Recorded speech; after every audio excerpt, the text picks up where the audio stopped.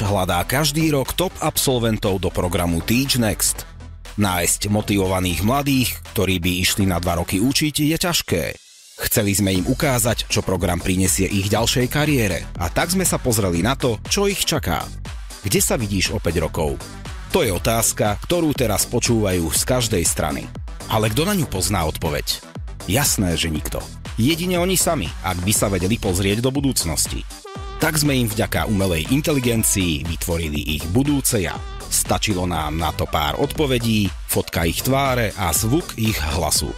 Ich digitálny dvojník bol na svete a prihovoril sa im z budúcnosti.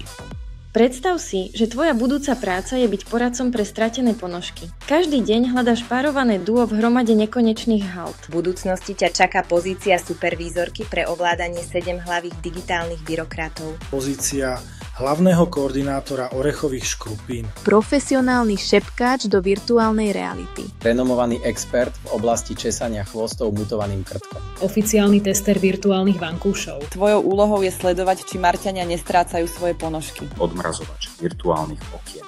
Predstav si, každý deň máš za úlohu virtuálne hadzovať špagety na stenu a sledovať, či sa prilepia. Nechceš skončiť ako kráľ krtkov, že? Ak ťa skôr láka niečo zmysluplné, čo pomôže Slovensku, skús Teach Next. Zažiješ 2 skvelé roky so špičkovými mentormi a školeniami, kde ťa naučíme, ako byť lídrom. Tak čo, ideš do toho? Kampaň nám pomohli vykopnúť médiá aj influenceri. A výsledky? Napriek úzkej cieľovke sme vygenerovali už 650 videí.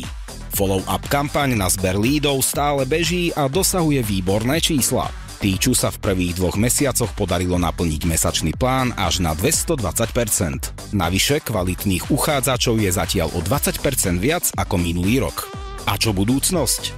Získali aj nové kontakty, ktoré môžu neskôr osloviť. Ako malá organizácia dokázali, že v nábore mladých talentov vedia súperiť aj s veľkými korporáciami.